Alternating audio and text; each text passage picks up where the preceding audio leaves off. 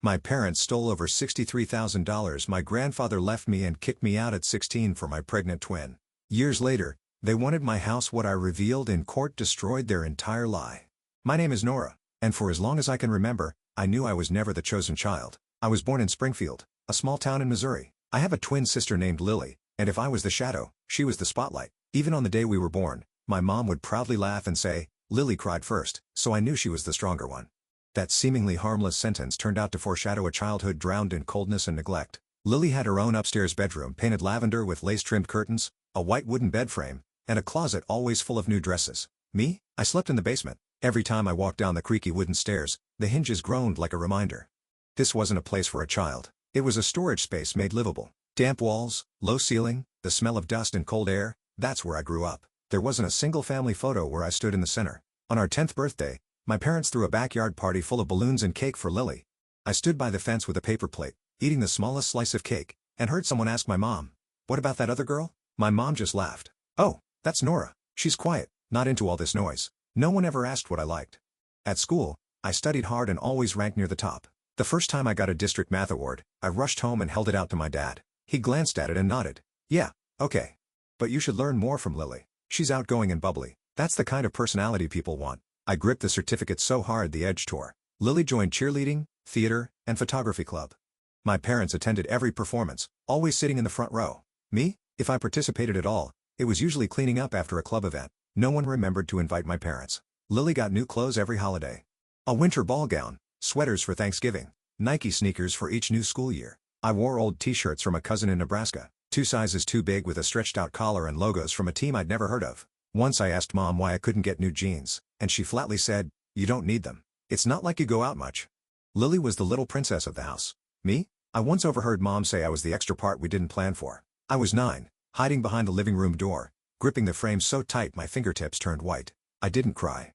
I was used to it by then. Every evening, I ate quickly, washed the dishes, and headed to the basement as soon as I could. Not because I didn't want to be around my family, but because every time I was there, it felt like I was sitting at a table I was never invited to. I once asked Mom quietly, "Did I do something wrong?" She didn't look at me and just replied, "Don't ask questions that make people uncomfortable, Nora."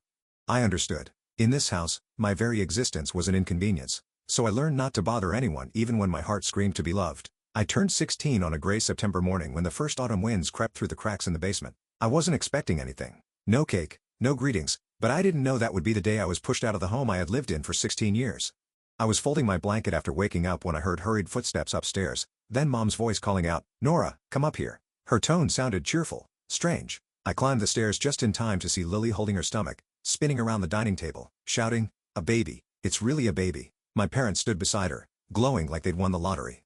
I stood at the doorway, confused, until my mom turned to me and nodded. "She's pregnant. We're going to be grandparents." I didn't know how to react. I glanced at Lily, my twin sister, only 16, now about to become a mother. Then, 3 weeks later, it happened. That night, I came home from my shift at the convenience store, still holding a cup of instant noodles, and saw Mom sitting in the living room looking unusually serious. She patted the seat beside her. "Nora," she began, "we've talked it over.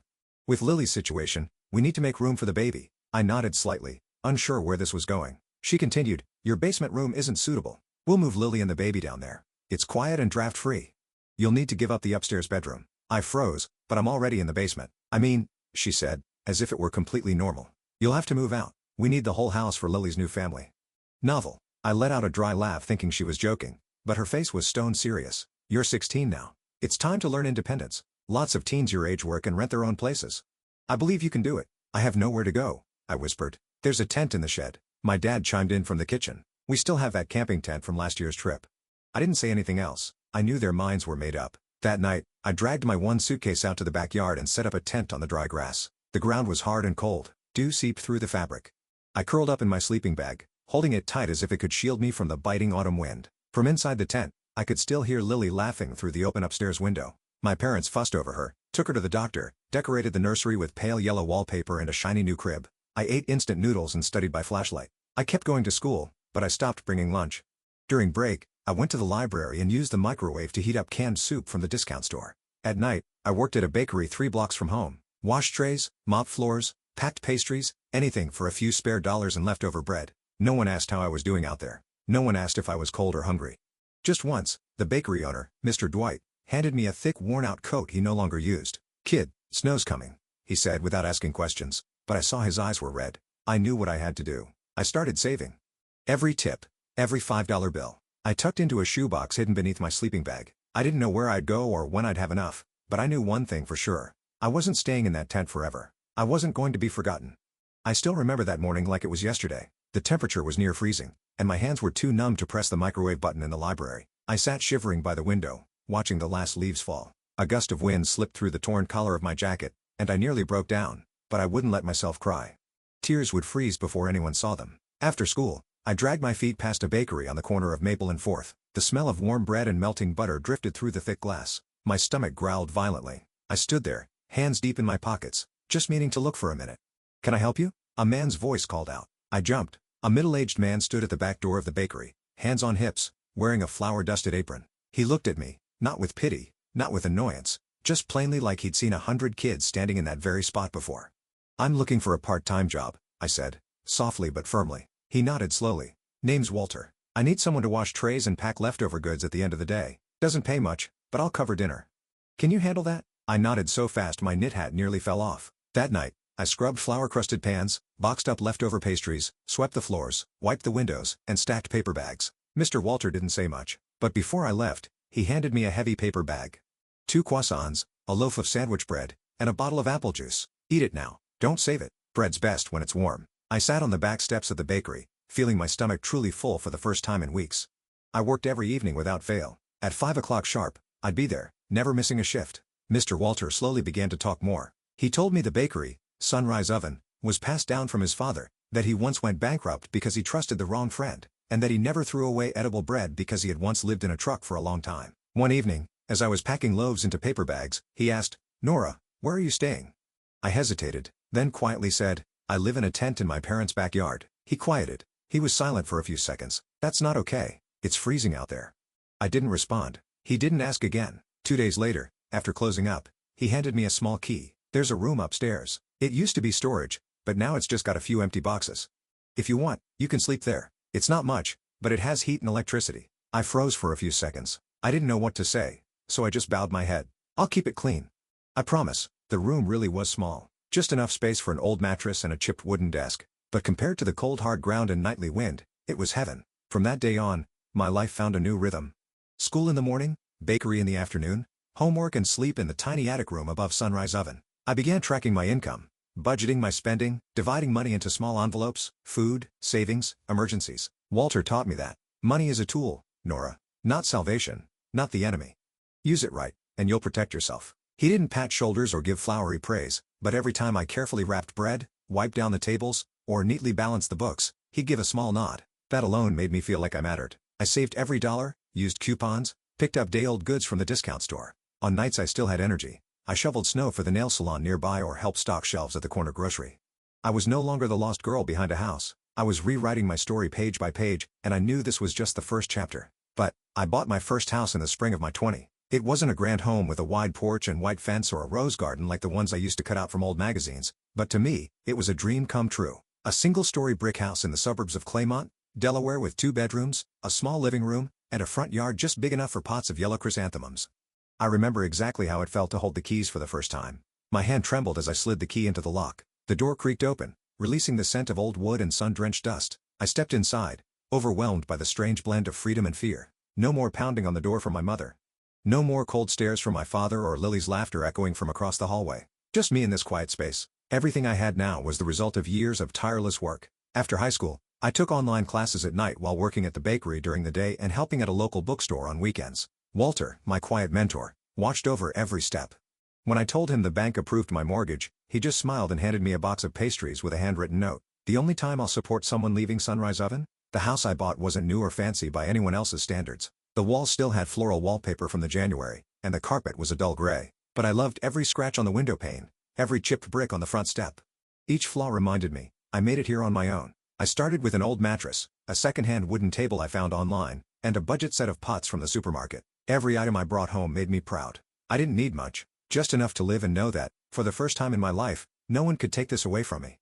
I still worked at Sunrise Oven every morning and spent my evenings fixing up the house, repairing leaking pipes, repainting walls, building bookshelves. I learned from tutorials and sometimes got help from neighbors, like Martha, an elderly woman who brought over baked goods and stories from her youth, or Theo, a college student living with his stepmom who sometimes helped me move heavy furniture, but I never invited anyone inside. The house was sacred.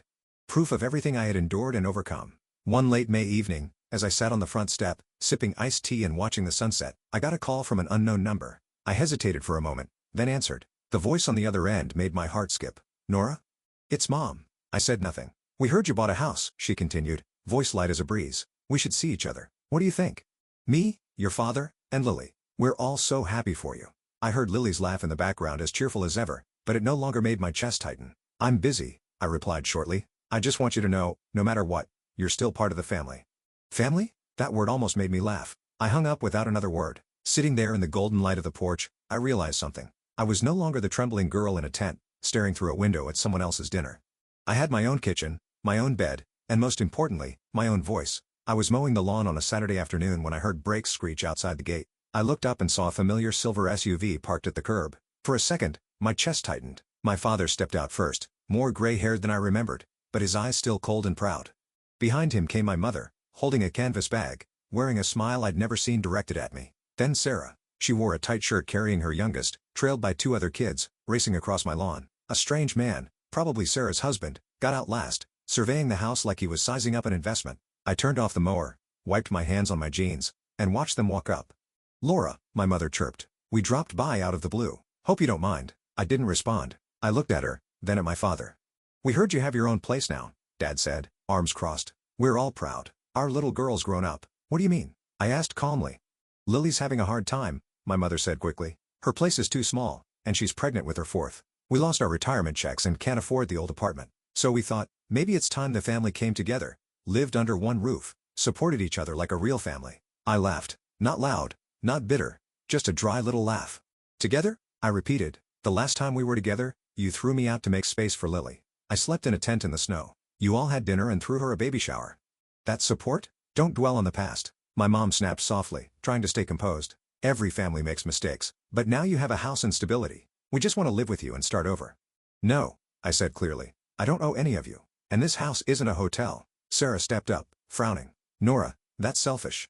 I'm your sister. My kids need a stable home. Don't you care at all? I looked her in the eye. When I was 16 and shivering in that tent, did you ever ask if I was cold, hungry, or were you too busy showing off your new crib in what used to be my room? Her husband chimed in. Hey, no need to be harsh. We won't stay long. Just a few months. I turned to him, my voice icy. Who are you? Ken, Sarah's husband, he said, offering his hand. I'm sure we can work something out. I didn't shake his hand. There's nothing to work out. Silence fell. My mom forced a smile, tugging at her shirt. Nora, we're blood. How long do you think you can live alone in this house? You'll get lonely, and when you do, family is all you'll have left. I looked at her, and the memories crashed down. Being kicked out of bed, sent to the backyard, the sound of the door locking, Lily's laughter in the room I once called home. I used to believe that, I said. That family was everything. But here's what I've learned. Family isn't who gives birth to you. It's who doesn't leave you out in the cold. I opened the gate and pointed outside. Get off my property. From now on, this is the boundary. Sarah flushed. My mom froze. My father stepped back, like he couldn't believe I dared say it. You'll regret this, Nora, my mother hissed. You can't deny your blood forever. Blood doesn't grant you access to my home, I replied, and slammed the gate shut. I stood still for a long moment, listening as the engine started and faded into the distance. My heart pounded. My hands still shook, but I felt light. 2 weeks after I forced them off my property, a thick envelope arrived at my address. It was a letter from the law office representing my parents. They had officially filed a lawsuit demanding a shared ownership of the house I lived in. Their reasoning? The family property was purchased with shared funds and contributions from multiple members. I read the letter over and over, each word cutting like a dull blade. This house? It came from baking at dawn before the sun rose. From every dollar I saved, scrubbing floors, hauling flour, shoveling snow, mowing lawns, from nights spent shivering in the bakery attic, hugging an online textbook and dreaming of a real home. And now, they dared to say it belonged to the family? I didn't freeze or cry like I used to. I grabbed my phone and called a law office Walter once recommended, people who had helped him with a contract dispute. The attorney was a sharp, no-nonsense black woman in her 40s named Niece Warner. After reviewing the file, she frowned. They won't go down easy. But if you have proof you independently paid for the house, we can flip this case. I nodded. I've kept everything. Pay stubs, transfer receipts, savings logs, even the bank's loan approval email. Denise leaned back, her eyes lighting up. Good, but one more thing. I want to check your grandfather's estate. If he's the only one who ever truly cared about you, there's a chance he left something in your name. I stayed quiet for a moment, then whispered, "No one's ever told me anything about that." Denise shrugged. "Then we'll find out." 3 weeks later, she called me into her office and placed a thick file on the desk. "Sit tight," she said, completely serious. According to the legal documents, my grandfather had left me a savings account of over $60,000, clearly stated in his will to be transferred only when I turned 18. However, within a year of his passing, all of it had been withdrawn. The authorized signature, my mother, Margaret. "I reviewed the bank records," Denise continued. "The entire amount was moved into a joint account under your parents' names, then gradually used to pay off their mortgage debt, fund Sarah's wedding, and support Ken's startup, your sister's husband." I went numb. "Oh," I whispered. "They let me sleep in a tent while spending the money my grandfather left for me." Denise nodded slowly. "They embezzled your inheritance. And here's the important part. Your grandfather explicitly wrote in his will that Nora should not be financially dependent on her parents if they failed to legally care for her. He saw this coming." The feeling wasn't rage. It was something colder. Emptiness. The kind that hits when you realize the people who once called themselves family could be that calculated. "Can we sue them?" I asked, my voice rough. Denise didn't answer right away. She slid a document across the desk. "This is a civil suit for inheritance theft and will fraud. If you're ready to fight, I'll go all the way with you." I signed without hesitation. The case was filed with the county court a week later. I knew the papers had arrived because Lily, my cousin, and the only one who still spoke to me, sent a short message. "Mom's panicking. Dad's calling every lawyer he knows." I didn't reply. What followed was a full-on legal storm. My family tried everything to smear me, that I was poor but greedy, ungrateful, making things up to grab more than I deserve. But for every lie they launched, Denise countered with a stack of proof. Bank statements, mortgage documents, handwritten notes from my grandfather, even a photo of me curled up in the backyard tent taken by a former neighbor who once considered calling child services. The final hearing took place on a cloudy Monday morning in a modest courtroom in Newcastle County. I wore the white button-up shirt Walter had bought me when I landed my first job at the bakery, a quiet reminder that I wasn't walking into this alone. My parents sat on the other side of the room, tense, avoiding eye contact. Sarah wasn't there, but their lawyer, a silver-haired man with polished words that tried to justify the unjustifiable, sat beside Denise, gripping my file. I wasn't afraid like I thought I'd be. I had survived winter in a tent, climbed from bakery floors to home ownership. No one here could shake me now. When the judge read the verdict, the room went still. Time seemed to freeze. After a full review of the evidence, including the original will, financial transaction records, and related testimonies, the court orders the defendants, Mr. and Mrs. Patrick and Margaret Callahan, to repay the full inheritance amount of $63,000 to the plaintiff, along with $18,000 in damages. My father lowered his head. My mother opened her mouth as if to protest, but no words came. "And from this point forward," the judge added, "the defendants have no legal claim to the plaintiff's current property." I didn't cry. I took a deep breath and let the cold courtroom air wash over every old wound. Outside, Denise gave my shoulder a gentle tap. "You did it, Nora." I nodded, smiling faintly. Not because I won, but because for the first time in my life, I felt free. In the days that followed, the calls poured in. Some from Mom, a few from Sarah, and most surprisingly, a short message from my father. "Can we talk?" I read it, then deleted it. No reply.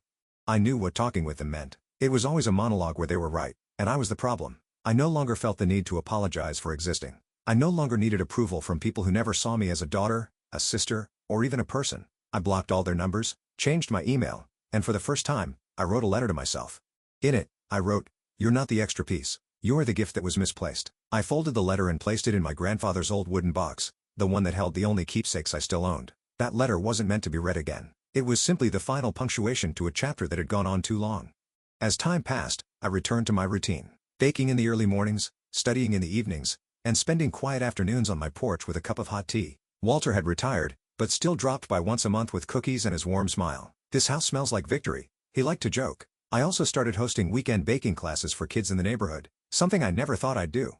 Every time I saw their tiny hands kneading dough and giggling, I remembered the days I wished someone had taught me how not to burn the tart crust. Now I was that person, the one I had needed. One day, while cleaning up after class, a curly-haired little girl walked up and asked, "Miss Nora, does your family like your baking?" I paused for a second then smiled. "Not really," I said. "But now, I have a different kind of family. One that knows how to love, right? Family. I used to think it was something fixed, unchangeable, but I've come to learn family isn't who shares your blood. It's who doesn't abandon you in the cold, who doesn't steal your chance to live and call it sacrifice. Family is who stays when everyone else walks away. And now, I am exactly where I'm meant to be. In the end, I truly lived. My story isn't just about surviving abandonment. It's proof that pain isn't the ending. I learned to rise from nothing, build my life with my own hands, and redefine what family means. Blood doesn't guarantee love. And sometimes, to live fully, you have to let go of the most toxic ties. I'm no longer the girl left behind. I'm the one writing a brand new chapter for herself. What do you think about Nora's decision? Would you have done the same in her place? Share your thoughts in the comments, and don't forget to follow the channel for more powerful real-life stories about family and resilience.